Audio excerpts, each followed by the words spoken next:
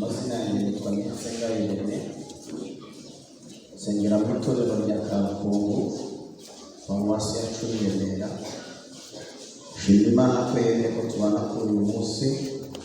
Imana y'amahoro duhanuye. Munyemerere dusome ijambo ry'Imana dusanga mu gitabo cya kabiri cy'iby'Abami. Turasoma igice cya 6, turahera ku murongo wa mbere. Igitabo cya kabiri cy'iby'Abami, igice cya 6, turahera ku murongo wa mbere. Handitse ngo bukeye abana b'abahanuzi babwira Elisa bati, dore aho turi imbere yawe hatubereye hato. Noneho turakwinginze, reka tujye kuri Yorodani, umuntu wese akure y'igiti twiyubakiraho kuba. Arabemerera ati nimugende. Umwe muri bo aravuga ati, ndakwinginze emera kujyana n'abagaragu bawe. Aramusubiza ati, ye ndaje. Nuko barajyana, bageze kuri Yorodani batema ibiti. Umwe muri bo agatera ibiti, intore zirakuka iva mu mazi. Arataka ati, mbonye ishyano databuja, kuko yarindira. Uwo muntu w'Imana aramubaza ati, iguye?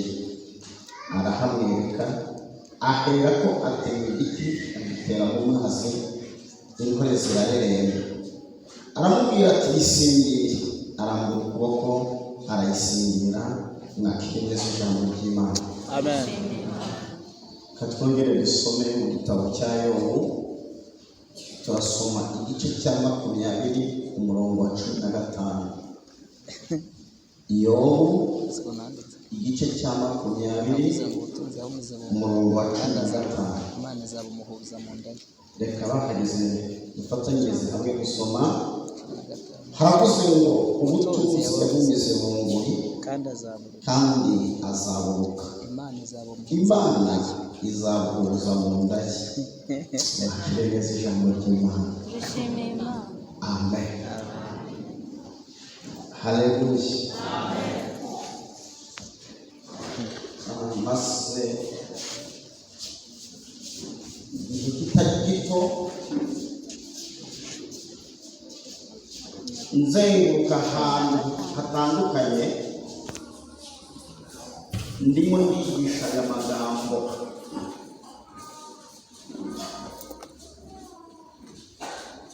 Ni amagambo amaze igihe kingana n'imyaka 2 anjeho. Ni amagambo nahagurukanye afite insanganyamatsiko ivuga ngo kubana na Yesu. Yesu ashimwe. Amen. Narangije kumenya umuti w'ibibazo biriho by'ubuhererekane bitazigera bishira kugeza Yesu agarutse. Nta rindi banga, ni ukubana na Yesu. Yesu ashimwe. Naje kumenya ko aho kugira ngo urware udafite mitiweli, warwara ufite mitiweli. Kandi ntabwo umuntu ajya gushaka mitiweli yarwaye, ahubwo mitiweli ayishaka mbere y'uko arwara. Kabiri, abagize umugisha wo gutunga ibinyabiziga, nta muntu ushakira ubwishingizi ikinyabiziga cye cyakoze impanuka, ahubwo ashaka ubwishingizi mbere y'uko ikinyabiziga gikora impanuka. Iyo ikoze impanuka afite ubwishingizi, ntabwo ajya mu rubanza, ahubwo urubanza ruburanwa n'ubwishingizi arimo.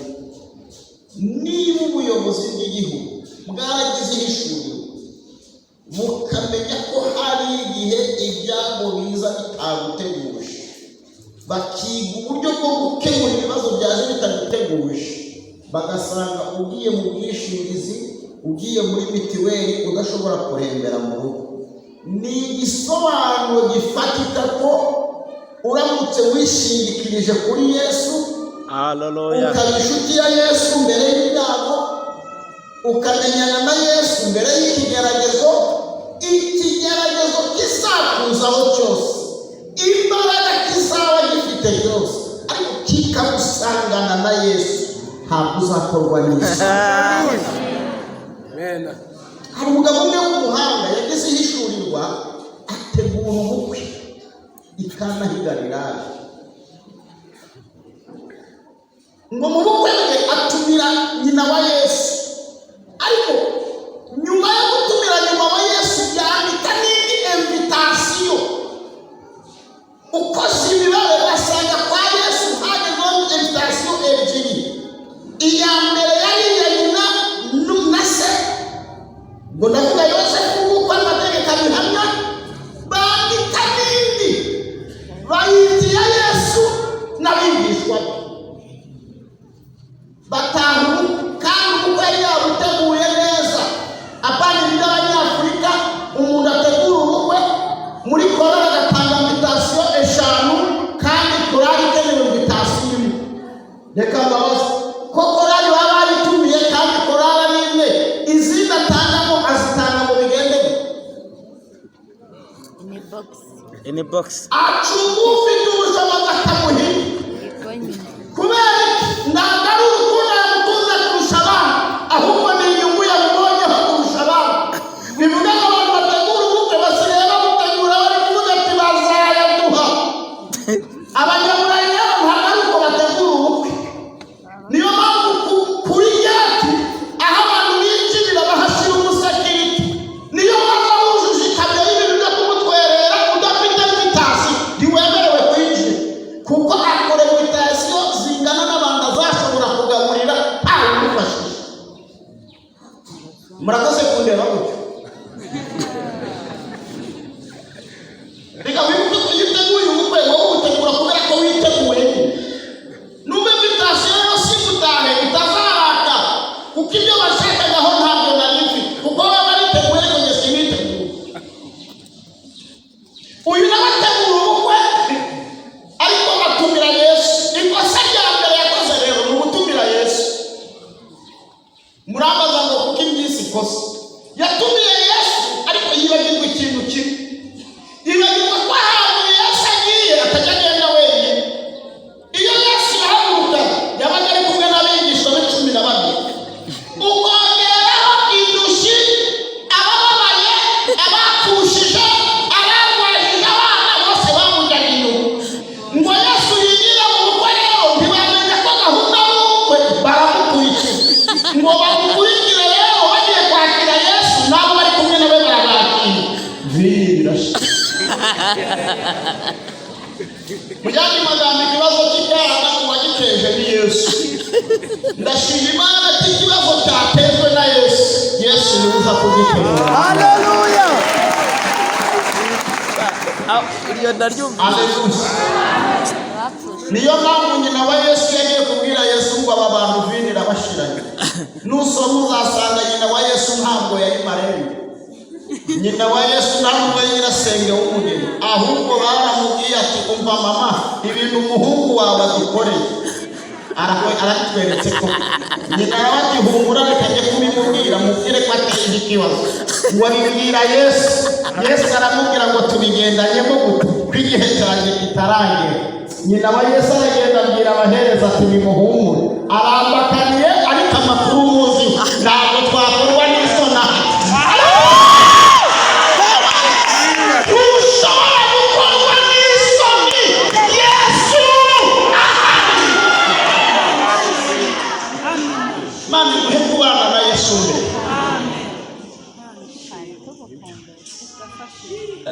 Ni inkuru nyinshi ntabwo nazivamo, reka nivugire imwe muri izo kuri mvugiye. Gusoma ijambo riravuze ngo bukeye abana b'abahanuzi ngo bitegereje babona aho batuye habaye hato. Undi ni iki cyari gitumye haba hato? Nta kindi cyari gitumye haba hato, ni Imana yari imaze gukorana na Elisa igihe Elisa yari amaze gutandukana na Eliya. Tuzi ko Eliya niwe wimitse Elisa kugira ngo abe umuhanuzi mu cyimbo cye. Abibwirijwe n'Imana, Imana imusanze mu buvumo aho yari yihishe. Ntabwo ndi kuvuga uburyo bahuye n'uburyo Eliya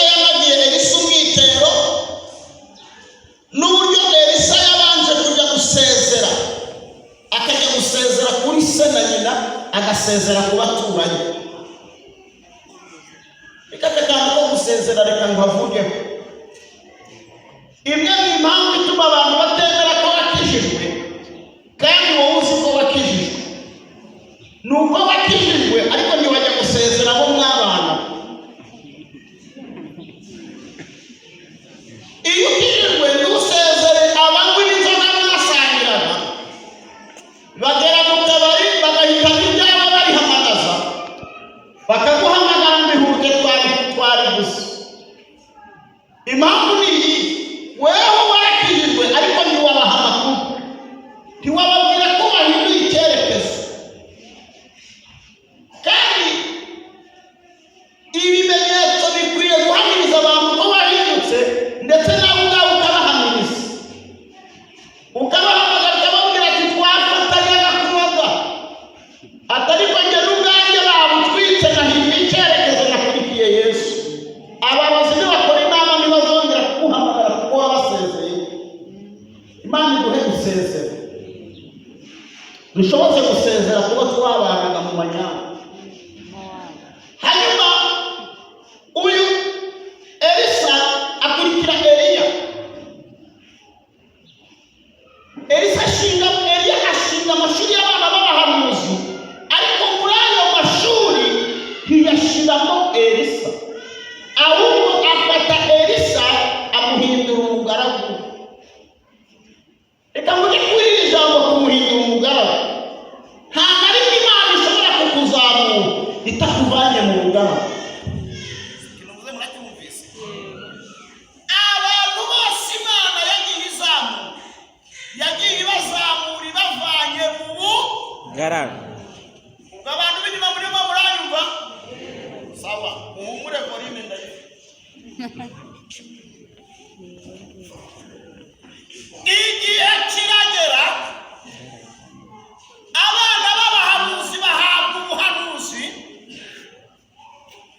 bamenya ko igihe cyo gutandukana kwa Eliya na Elisa gisohoye. Barangije babwira Elisa n'abamugira inama, baramubwira ngo twarangije kumenya ko shobuja ari bugukurweho. Arababwira ngo nanjye ndabizi ariko nimuce.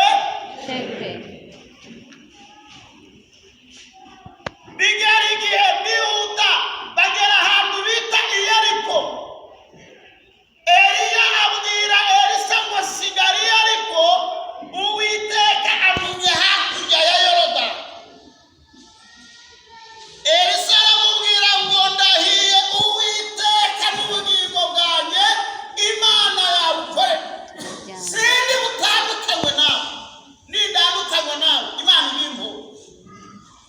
Ngo abana b'abahanuzi begera Elisa batangira kumuhugura. Reka nkubwire, mu buzima ntushobora kubura abana b'abahanuzi bahugura. Baramubwira ati yewe Elisa, urarambuka wambukanye na shobuja, ntabwo uzagaruka, kuko twamenye neza ko ari bugukurwe. Nabo arababwira ati nimuceceke, nanjye ndabizi. Ngo nuko Eliya abonye ko Elisa yamaramaje, ngo bagerana kuri Yorodani. Ngo Eliya afata umwitero yari afite, awukubita amazi, ngo amazi ya ruguru arahagarara, ayepfo arakomeza. Ngo barambukana.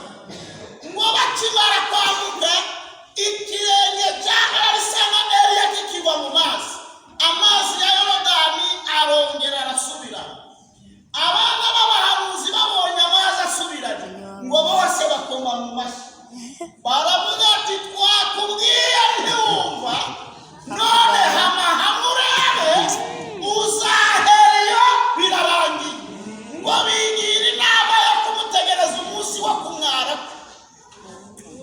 Hariya abantu bategura ibihe, bagategura iminsi yo kumwara kwawe, bagategura iminsi yo gusaba kwawe. Ngo bagenda bahagarara hitegeye aho Elisa ari bugaruke bamureba,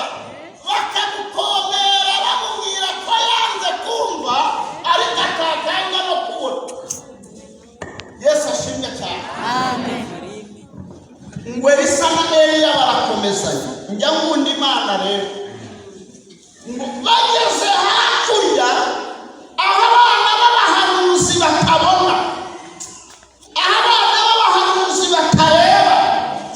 Dore ikintu nakundiye Imana, tujya tuvuga ngo idutabare bahari, iturengere bahari.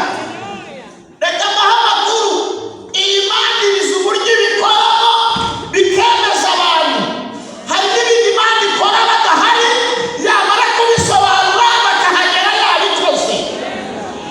Aleluya rata. Shimwe nyakubahwa. Ngo umunsi umwe bigeze bazanira Yesu umuntu ngo yari afite ikibazo cyo kudedemanga, ngo ndetse ari n'igipfamatwi atumva. Ngo bamuzaniye Yesu, ngo babwira Yesu ngo turakwinginze ngo murambikeho ikiganza. Ngo Yesu yitegereje uwo muntu, abona uwo muntu ntabwo akeneye ikiganza, ngo ahubwo amuvana mu bantu aramwihererana. Hari igihe Yesu akwihererana, ngo amugejeje aho abantu batareba, ngo atoba amacandwe, ngo ayakoza mu gutwi, ngo amukorera ku rurimi, aramubwira ngo efata, ngo bisobanura ngo zihuka. Ngo muri ako kanya ururimi rwe ruragobotoka, ngo amatwi atangira kumva. Ngo Yesu abonye amaze kumva no kuvuga, amugarura mu bantu. Ngo abantu bamuvugishije ngo basanga aravuga kandi arumva. Ngo baravuga ngo ni ukuri, ibi byo abikoze neza. Bivuga ngo hari ibintu Yesu yakoraga ntibemere, ariko kuri uwo munsi abikoze baremera. Imana ihabwe icyubahiro. Elisa na Eliya bageze hakurya, ngo Eliya ahindukira Elisa aramubwira